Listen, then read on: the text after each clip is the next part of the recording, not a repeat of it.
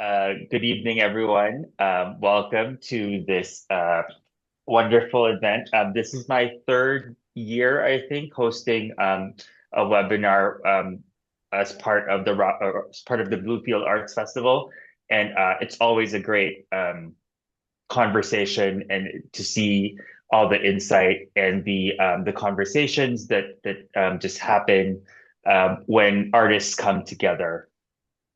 So I'm happy to be able to do that again for another year. So what we're doing tonight is, like Lisa said, it's artists in dialogue. We've paired a couple of artists, or we paired how many is it? Two, four, six, eight, 10 artists to have conversations about their work, their process, and yeah, it'll be a range of topics anywhere from inspiration to sort of audience to medium. And I think maybe Lisa mentioned this earlier, but if you have any questions that come up as you listen to these conversations, feel free to put them in the chat. And if we have a chance to ask the artists those questions, we will go ahead and do so. Give me one moment. My pup is asking for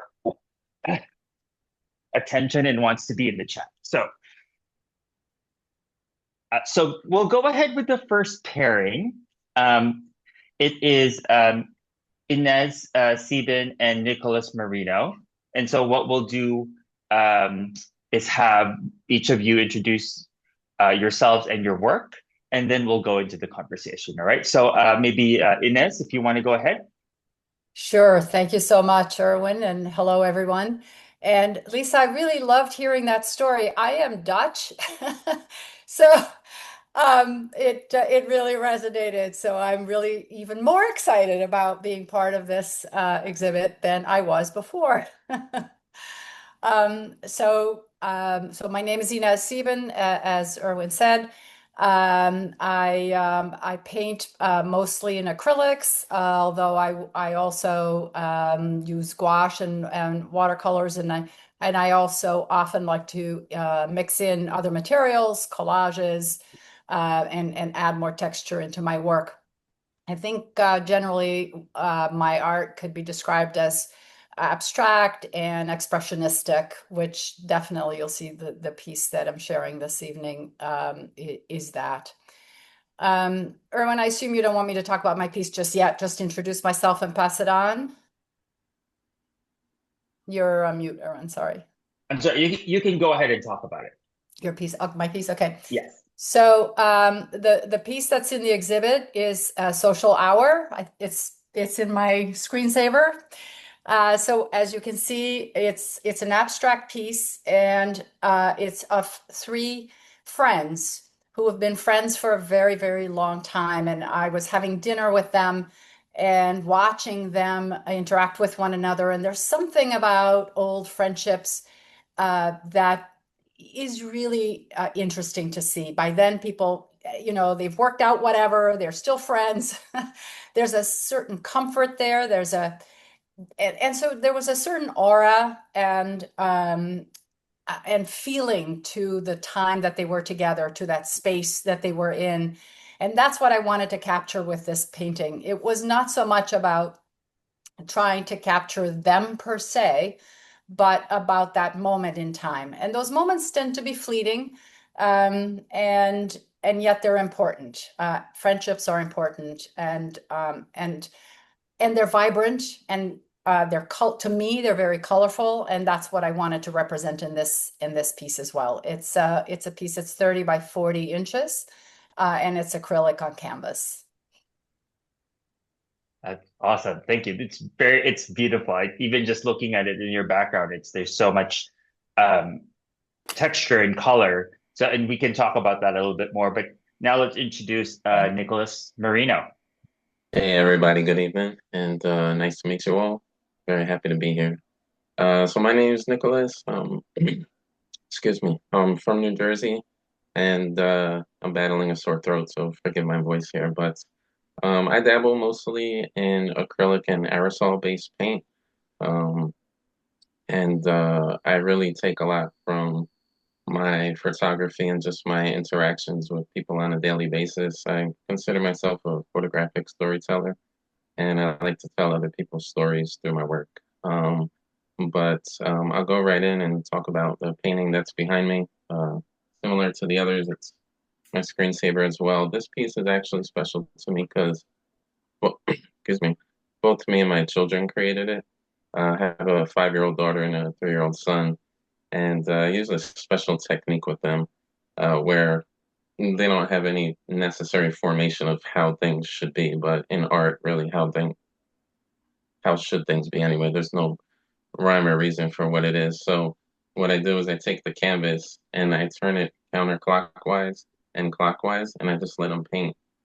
And this piece is called "Kids Just Want to Have Fun," and I got to move to the side a little bit, but as you can see with the piece here, there are actual kids or some sort of kids playing around and moving. So I like to know that the piece is in motion, and it's really special to me that I get to share this opportunity with my children as well. That's great. Thank you, Nicholas. And that you were talking about your children and sort of capturing that that youthful energy and that relationship you had with them. And that is why I paired your work with Inez's, because I think there was just this idea of just like capturing the essence of youth or age or wisdom, and how do you translate that, just whatever that is that that filters through you onto the canvas. So I'm wondering if you can, just Nicholas, since we're just talked about your piece, how did how did that come about? Like, what made you decide to bring in your kid and decide on this as the process? Yeah, so not to talk too long, because I know we're short on Oh time, no, but it's okay. but Go ahead. when I first started and getting into art, I'm self-taught. I didn't go to school, nothing formal about it.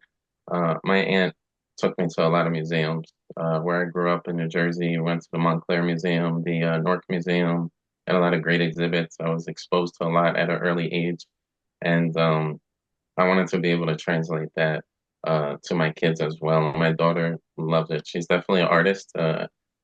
Hopefully one day she'll be here too. But the kids just love it. And like I said, there's no rhyme or reason. So I love the idea of like turning the canvas around and just having them spend a little time, turn it another way. And I'm not looking at the canvas at all, so I don't even know what's in front of me until I turn around and I look at it.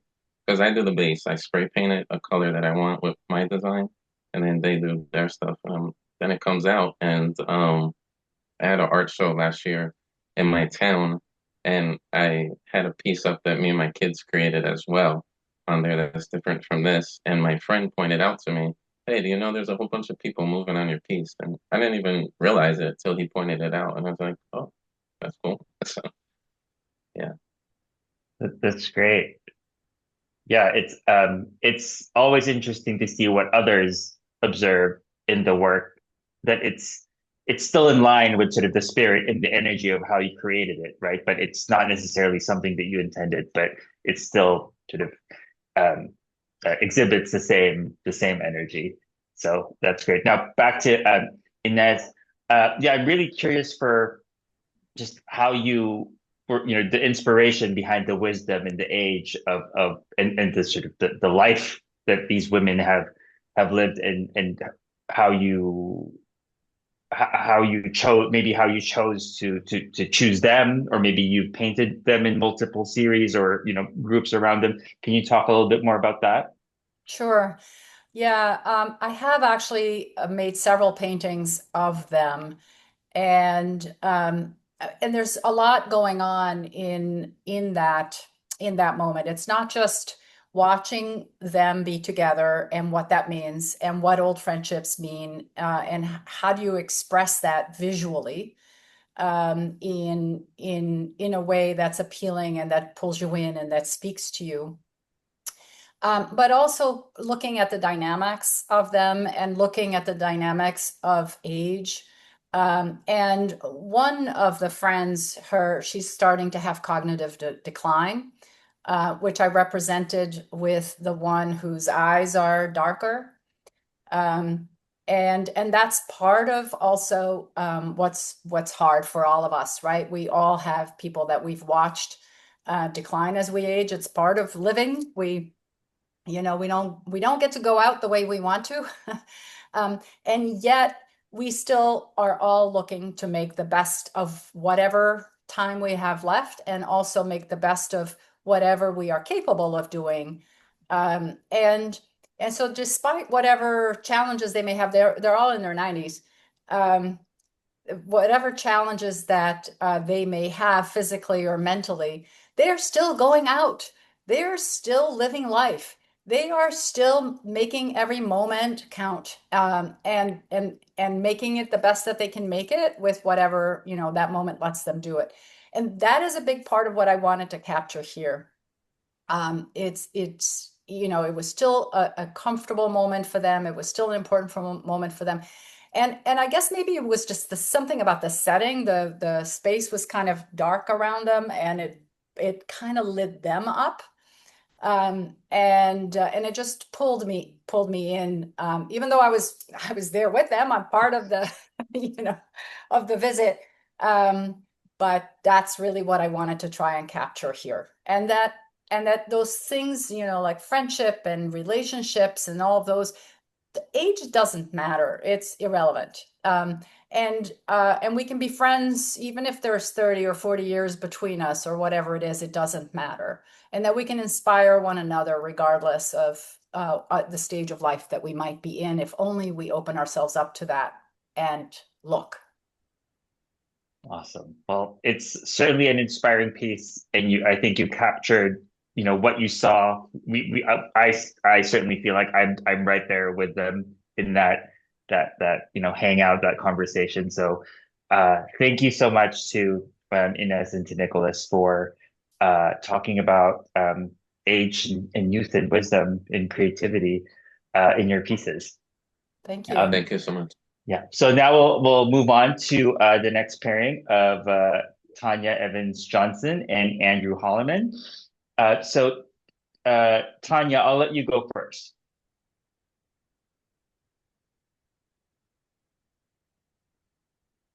Oh, you are on mute. There you go. Hi again. Good evening. My name is Tanya Evans Johnson. I am a recycle artist who uses various materials that I find: cardboard, plastic, fabric, synthetic hair, and I use that to create my work. One of the things that I was going to show you, but my phone has died, but it's on. I'm charging it. I wanted to show you my piece, and my piece is called Soulful Sounds. And there are three women. I used to be in a band, and as I'm sitting here thinking and watching and listening to before me, I used to be in a band, and when the cardboard was in front of me, I was thinking, these look like pieces that could be women. And there were three of us. There were three women in my band. It was called Trey Unique. Haven't done that for a very long time. But I said, you know what? Let me try and create something that was reminiscent of that. I love just about as a piece that has three women singing their hearts out at the top of their lungs, and just I like to create from various materials that are recyclable, reclaimable, repurpose, reuse, all of that, because I think it's important that we do something to help save our planet and the animals in our oceans, etc. And I gravitated toward this because of that. When we had pandemic first started, what, almost 4 years ago, 5 years ago now, we were home for 3 months, and by trade I'm an art teacher.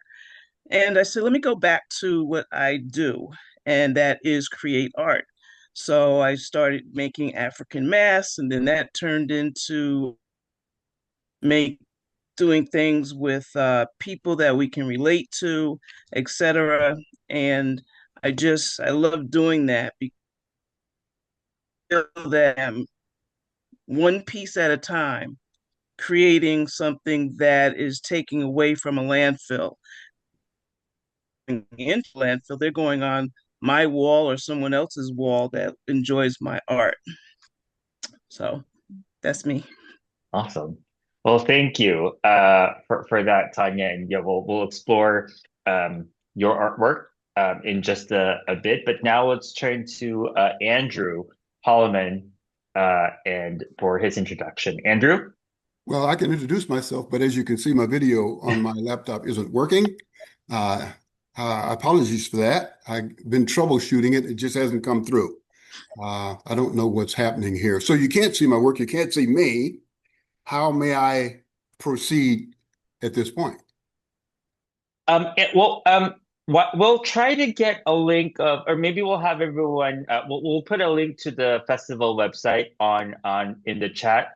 I'll have Lisa do that, and so we can bring up, folks can just bring up your artwork that way. But if in while people are doing that and looking at the work, maybe Andrew, you can just talk a little bit about you, and the inspiration for the work. I would love that. Yeah. Basically, I'm a self-taught artist, started in oils many, many years ago. Now I'm an oil and acrylic artist. I work in various styles. I mean, the only style I don't work in, quite frankly, is abstract expression. And I just never learned how to do it, never dabbled with that. But so the piece that I hope we can pull up is a piece that's a combination of things I like to do, figurative art, as well as geometric art. I've been combining them a little bit here and there. And the piece, if we get to see it, is started with geometric circles. And in fact, I decided I wanted to do a little bit more, so I put a figurative face in there, and I decided to go with the color blue. As we mentioned blue, I will say that predominantly, unless it's a commission, my work is driven by, quite honestly, color. I'll wake up one morning and say, okay, I think I'm going to do a piece in red, and I'll make that my predominant color in the piece, or I'll do a piece in green. So color is maybe where I start the work, and I'll go from there, even before I decide if it's going to be figurative or geometric. So I've sold overseas. I sell a lot nationally. I'm happy about that. If I could just get someone to help me with this laptop video, I'd be one happy camper. So, but guide me a little more. I don't know where I can go from there without the visual. Yeah. No, that's great. And Lisa, if you haven't found it already, I can go ahead and put it in the chat. It's there. I put the it's link there. and the link will take them directly to Andrew's beautiful painting. Oh, got it. Okay. Great. So yeah, Andrew, we will be able to see it here. Okay, I can't see it on screen, so I'm going to turn my back so that you can't see me and look at it. If you want me to talk a little bit, I can. Sure. I mean, we can just switch over to the conversation part of this. I'm really curious, and why I paired you with Tanya is this idea of using music and musicians as inspiration for your work. Just the idea that like one form of art can inspire an artist, working in a totally different sort of discipline to make work. And Tanya, I think you had talked about it a little bit, right? I mean, you have so many passions and interests, and you took this your experience from being in the band in that trio to turn it into art. But is there anything else from that, or just working in all these different sort of disciplines but related, that as far as your process goes, that you want to share with us? Actually, I just like to paint, quite frankly, accompanied by music. Now, I sometimes wonder if, in fact, my interest in music, I know nothing about music, zero, except I love to listen to it. But I was given piano lessons at an extremely early age. It was a complete flop, failure, did not work. And it stopped. My mom stopped it. And I'm really wondering throughout the years if I haven't had some deep, innate desire to do creative things, but it just didn't go to music. So I used to draw a lot. I mean, I was drawing at Mhm. 5 years of age, and I drew incessantly, daily, incessantly, throughout most of my life until I went in the military. And in fact, I paint daily, and I paint daily unless I'm ill or on vacation. So often I'll find that I like music in the background, and to be quite open, that music may change within the course of a piece. The piece that I have my back to right now, I painted. It's predominantly oil because Okay. I never learned to use acrylic creating figures. I'm better at with oils, and I would work with some smooth jazz, a little bit of R&B jazz when I was working on the facial features there. Um, and then as I moved to the geometric works, I got into a little bit more reggae music, which is by far my favorite music, as well as some R&B. So it switches. It'll either switch day to day, it'll switch hour to hour. I found I have a video from many, many years ago, and I really should not have done it, but I was painting a painting and I was dancing while I was painting. And, and it worked pretty well. It's a nice little video. So that's music just seems to relax me, and it takes me to certain places when I'm working on certain uh, parts of the piece. Yeah. Mhm.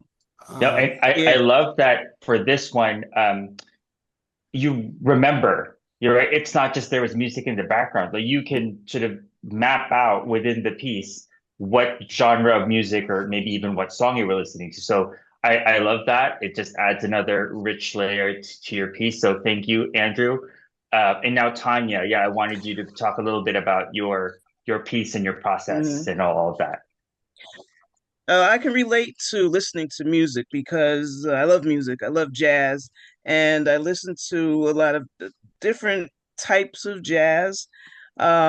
This piece is when I was in a band and we did R&B covers.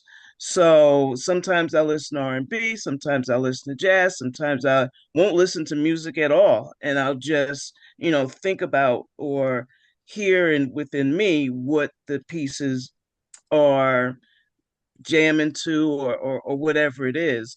Um, like him, I did take piano lessons as well.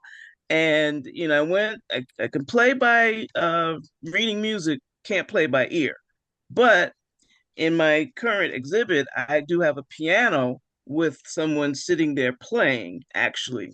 So music draws me in, and I love to do pieces that are music oriented. My daughter said to me not too long ago that, a lot of some of the pieces that I do that are music related are her favorite.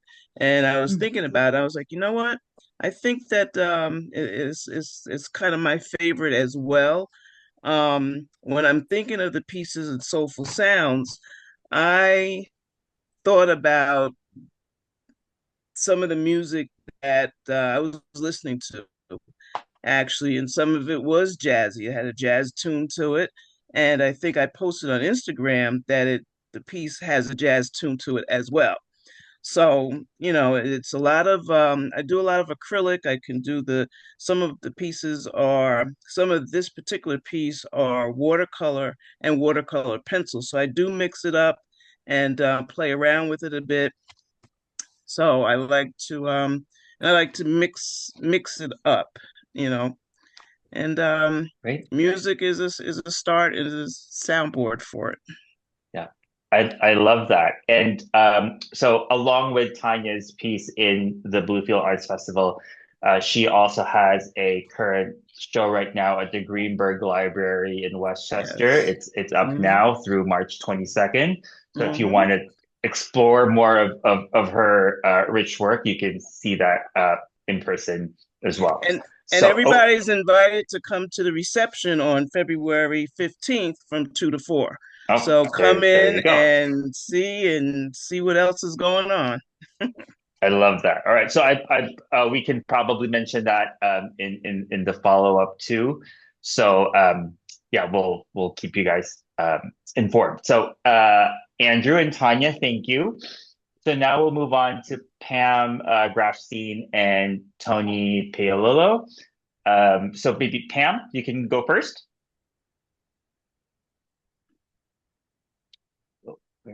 And do I? Recording Oh, in progress.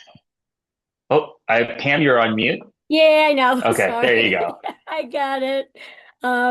Yeah, my piece has a piano in it, so if you wanted to play, you could. I'm Pam Grafstein. I'm a photographer from Congers, New York. I'm a middle school science teacher by profession, but creating art with my camera is really my passion, and it'll be my retirement plan when I'm done teaching.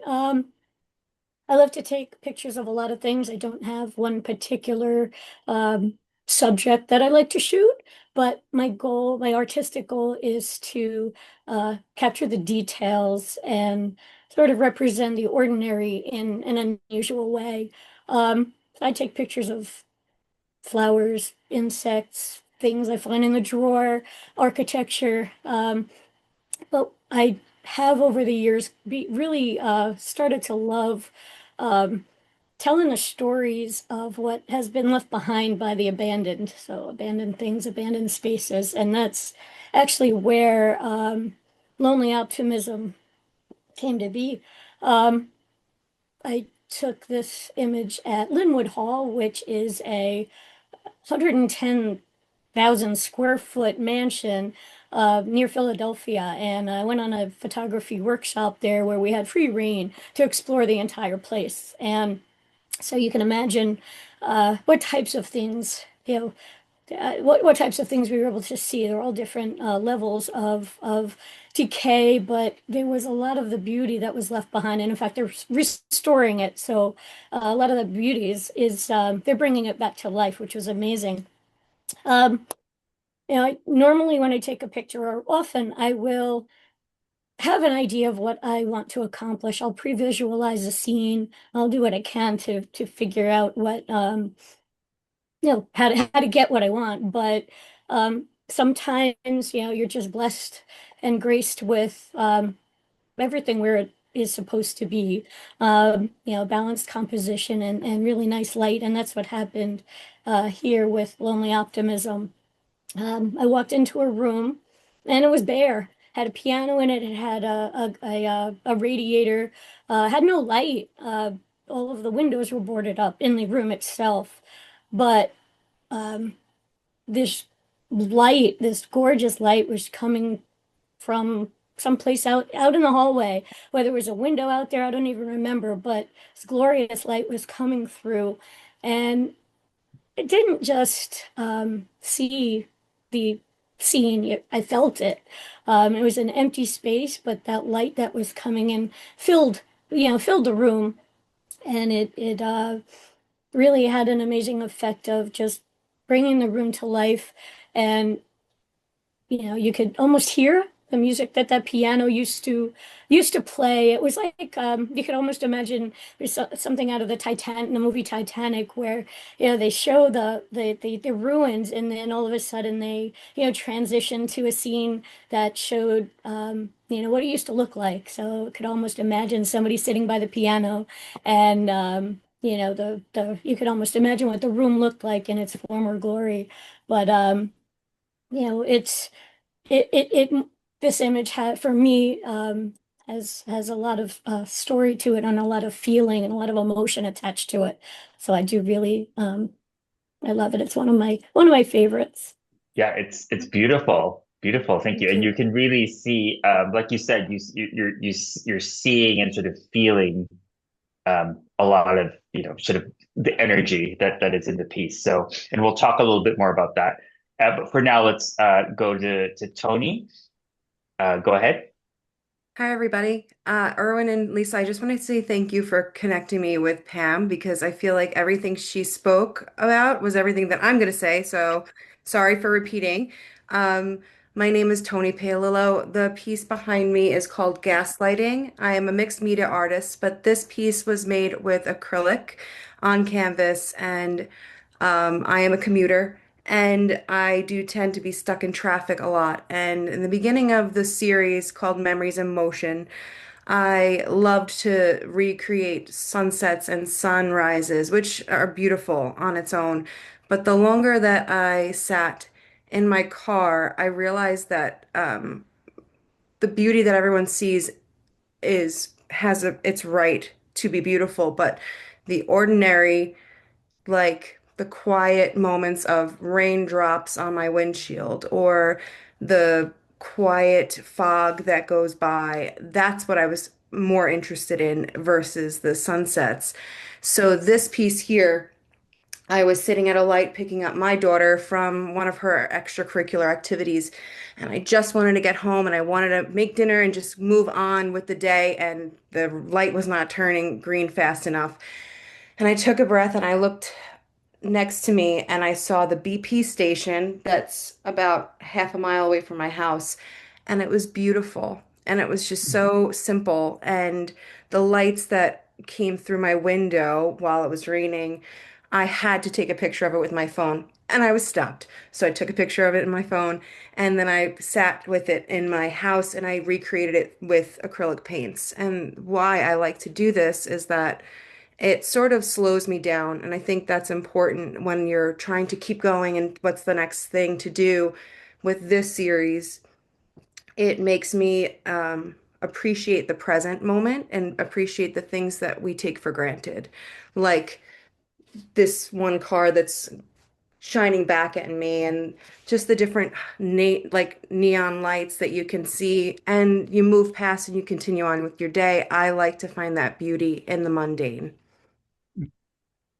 Oh, I love that. Um, and yeah, so Tony, the reason why, sorry, I'm back. Yeah, no, that was great, Tony. Thank you. And yeah, the reason why I paired you two, you and Pam, is it really moved me, your sort of the choices and the decisions you were making with how light was a part of your pieces. You know, Pam, for you, just almost like a spotlight right into the room on the piano. And then for you, Tony, just whatever however the light was being sort of filtered through the drops of water on, I guess, the window of your car. So I wanted to just talk to you guys about just that as a choice. You know, if you have any insight for just how you use light as a way to help you tell a story. Who do you want to start? Sure, maybe, yeah, Pam, you can go ahead. Um, Photography is all about light. Light is used to define subject. It's used to, enhance color, texture, and pattern, and it imparts dimension and dynamism. And you do what you can to try to create the lighting effect that will give you the desired effect in your photograph to say what you want to say with it. And you can do that using natural light or equipment.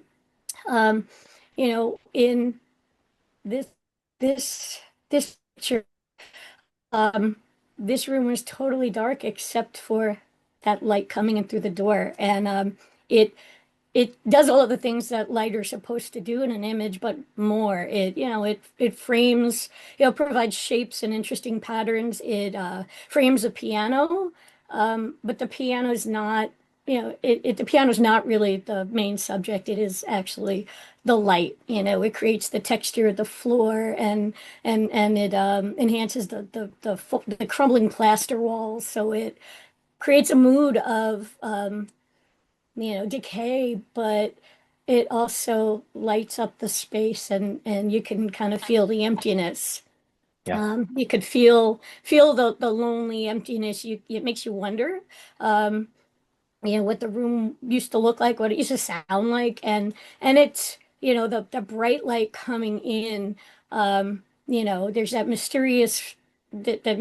mysterious wonder of what's out there. What's the source of that light? Is it spiritual? Is it, who knows? But it it just gives you that kind of hope that there's something better coming for Yeah. that room and for the beautiful music that may fill it up one day. So Yeah, it's I love that. Yeah, no, that's great. And you were talking about it as the subject, the light as the subject of Mhm. the photo, which to me, if you had asked me, just as my from my viewer, sort of knowledge, I would not have said that, right? I would have said the Right. room or the piano or whatever. Right. I wouldn't have said the lights. So I love that as Right. The light makes, a right. light can make or break an image, and for Yeah. this image wouldn't be without that light. Yeah. Yeah. Yeah. That's great. Yeah, and so Tony, what about you? Just to add on with what Pam had said, I think that my work, when it comes to light, it's not just about replicating the shapes that I've seen. It's really replicating the feeling or emotion that I want to evoke to the viewer. It's about the memory that I've had that I want to share. It's like a secret that I get to share with you through my art. It's a quick, fleeting moment that I'm able to keep forever. And I think that's what the light does. It's not supposed to be perfect. It's supposed to represent those uncomfortable feelings or mixed feelings that we have at a time. Like, and this is the one moment of trying to rush something and then realizing that it's not always about the end goal, it's about the process. Awesome. I love that. Thank you. Thank you both. Thank you. All right. So now we'll move on to Patricia Stuart and Patty Eljaiek. Are you going to watch So the rest? oh, so Patricia, we'll have you go first. Yes. Hi, everyone. I'm Patricia Stuart. I'm a self-taught artist. I've been doing art ever since I've been a little girl.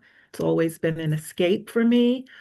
And I work with various mediums. Sometimes I'm working with natural materials like sweetgrass, palmetto palm from the palm tree, pine needles. So sometimes I'm basket sewing, other times I'm painting or using fibers, threads, and different things from acrylic paints to inks to the gel plate, creating designs. And so as I wake up and decide which direction inspiration is leading me, that's what I go in. And the piece behind me, I'm sorry, I couldn't shrink it down, entitled Continuum, the inspiration there. Um, I was working with painted papers. I spent a lot of time putting patterns and different things on paper and creating designs um, and so I like to tell stories with my art. Stories, things involving subjects and things that are important to me, or maybe important for the world to take note of at that time. And I'm pretty intuitive. I don't go in with any set ideas or notions. I'm just, okay, this is, what I want to do. And I just throw caution to the wind and just begin to create. I go to bed thinking about art. I wake up thinking about art. My sleep is interrupted in the middle of the night with ideas, and I get up and I start writing things down in my memo pad. It's really that crazy with me.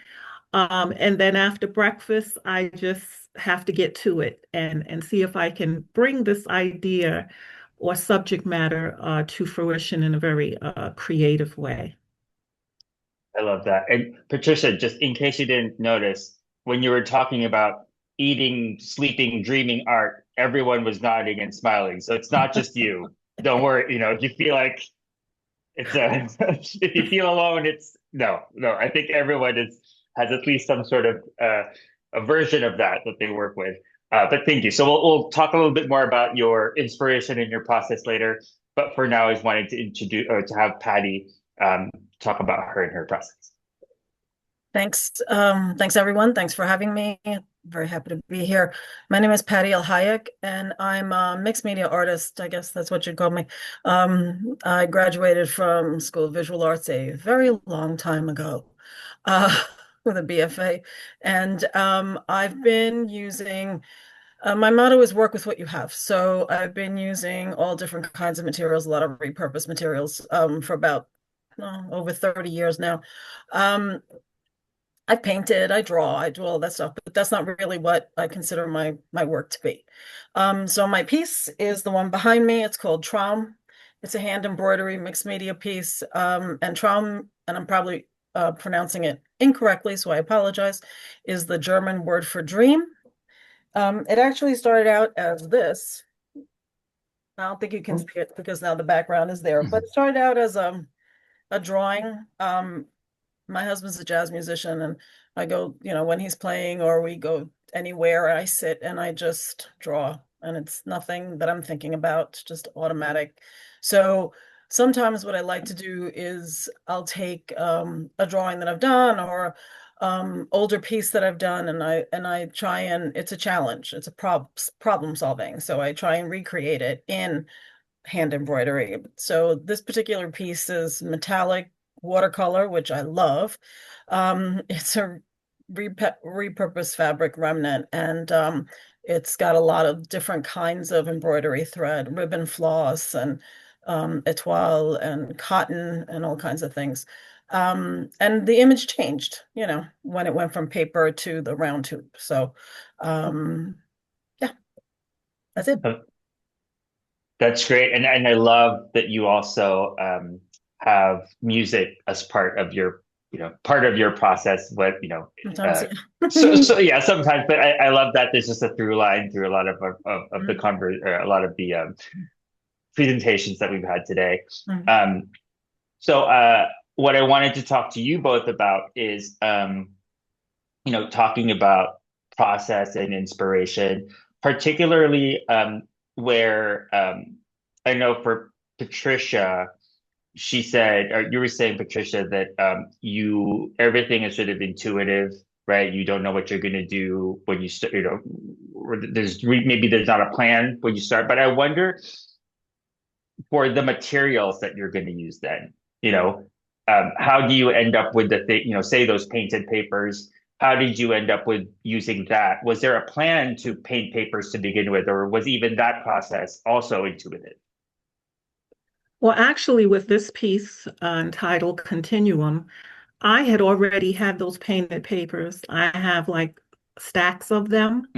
Okay. And when I got the story idea that I wanted to create a piece of art that day, I went through the stacks of papers and I started looking through to see. I said, well, whatever jumps out at me, then that's what I'm going to go with. And so I had those different pieces and shades of color, and that sort of started the whole process for me. They were actually square pieces of paper. So now we have to create some type of design with it to situate it. And that's what I began to work on. There are other times when I wake up with a certain color combination in my head, and that may precede what I end up doing at that time, along with the storyline. So it's not always that way, but with this piece, it was. I love that. And sorry if I missed it, but did part of when you said you wanted to do this piece, or when you thought about doing this piece, did you already have the papers in mind, or could it have become, or could you have ended up using the more like the sweetgrass and the fibers for this? Yes, I didn't know I was going to end up actually with papers. But the way my studio is situated, I look to the left, and there I have in these little miniature zip suitcase type things. And I looked and I took it and I started going through. That was the first thing that I did. And so that kind of latched hold of me, so I didn't bother to venture anywhere else. Yeah. I love that, right? And you just take it wherever it goes. Yes. Yeah. And for you, Patty, at least for this piece, it started off as this drawing that you turned into the using all the fabrics and the embroidery. And is that, yeah, how does that compare to maybe your usual process or your process for other artwork that you've created? So it depends. I work really fast, so I'm constantly doing something. So I'm doing something while I'm listening here because I can't keep my hands still. Gotta do something. But I, well, I started out as an illustrator, so words are still really important. So they're constant inspiration. So when I'm reading something or I'm hearing a lyric or I hear a quote, an image will pop into my head. I don't sketch. It just pops in there fully formed. And then I decide, oh, I want to make it a reality and I do it. Or sometimes, like I said, it's a challenge. It's problem solving, right? So, Mhm. um, sometimes I just have, like today, I was done with the piece that I wanted to do for submission. I knew I was going to do this today. I had nothing else to do. So I just started I pulled out a new hoop. I pulled out some paper. I pulled out some fabric, and then I just started drawing on it. And then now I'm embroidering on it. But I wanted to use hot glue as um, for stump work, which is three-dimensional work. So I that was the problem solving. I wanted to figure out how I could use that and how it would look. So far it's coming out okay. But Great. I love that. Yeah, there's so many different, same as with Patricia, there's just so many ways that that you can approach, right, an idea, whether fully formed, that it's ready to go, you have to solve the problem, different materials, things you want to try, things that are tried and true. So I love hearing about all of that. So thank you both for sharing. And now we're going to our final presentation, and it's with Greer Jonas. So Greer's partner could not make it, but we'll just have we'll have a conversation with Greer about her work. So Greer, why don't you go ahead and introduce ourselves after you unmute? Hi, I'm Greer, and I'm trying to figure out how to get you to see this. I'm not exactly sure how. Yeah, I think how you that have work better? Yeah, and you can move it a little bit closer to the back of your chair. I think that might be a Well, little better. Yeah, there also, you go. also, Yeah. I'll put the link to your artwork directly in the chat. Okay. I think this is pretty good. Yeah. Okay. Yeah. Okay. Anyway, all this talk about like how you started, and this is done in acrylic, but I remember when I was a kid, I had this little journal, and lots of times instead of writing notes in my science class, I would doodle. So I was always into some kind of creation.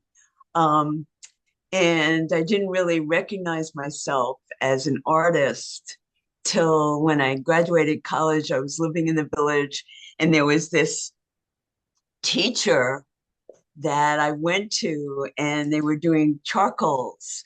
And I was, looking at looking at the model, and I was doing charcoals.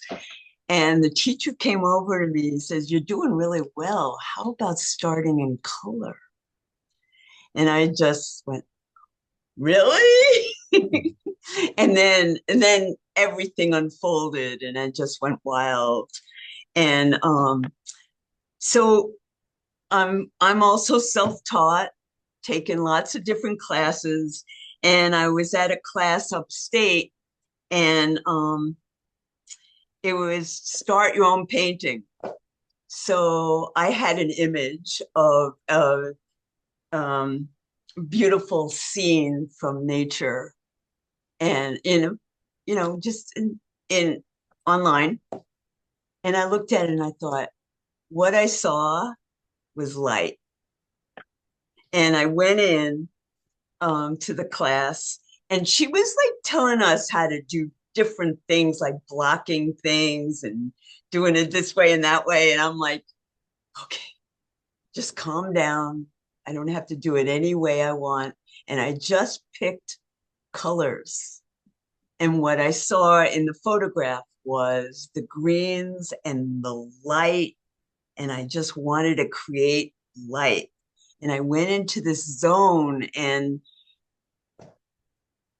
it was magical because it was like, and we painted for 5 days and we broke for lunch, but the feeling of light just took over me. And sometimes people would come over and say, "Oh, that's really beautiful." And I'm like, "Oh, there are people here."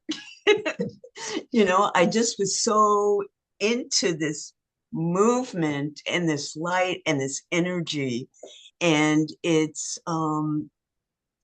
like, I'm in awe of what I did.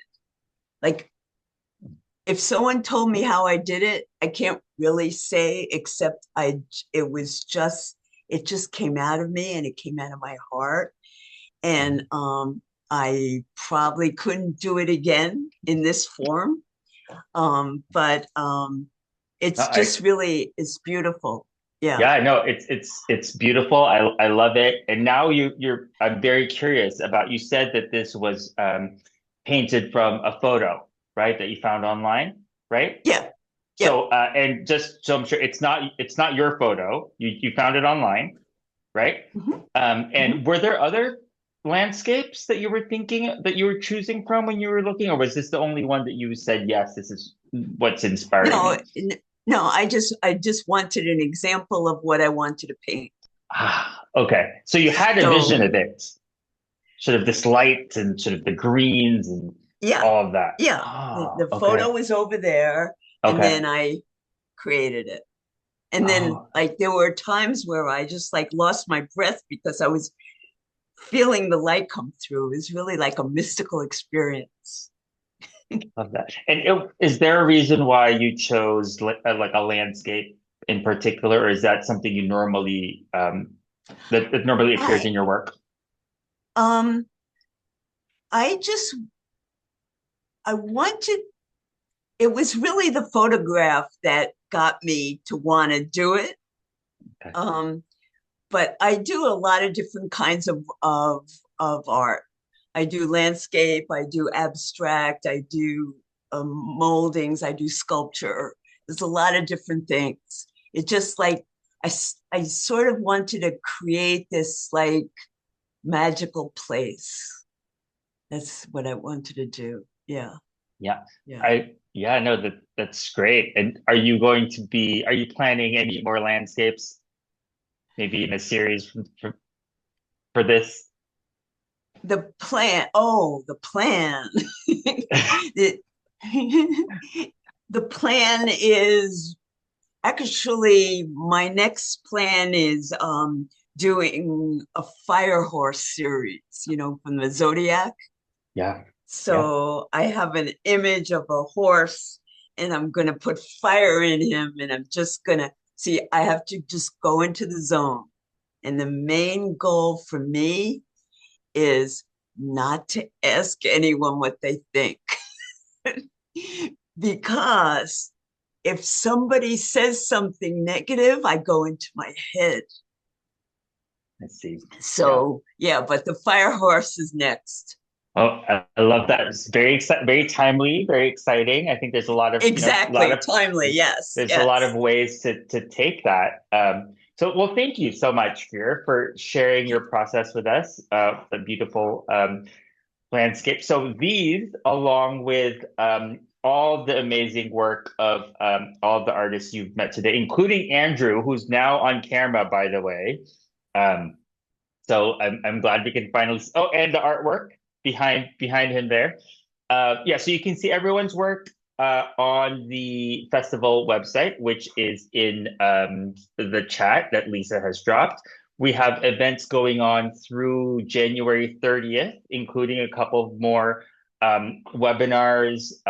So just check the website, sign up for all these free events. It's a very rich resource for anyone who is an artist or is a enthusiast of the arts. I think there's something in it for everyone. So please participate, take advantage, connect with each other, learn from each other. I think, more so now that's just really something that we can all do for for ourselves, for our creativity. And we'll be sending up we'll be sending out a follow-up to this with more information.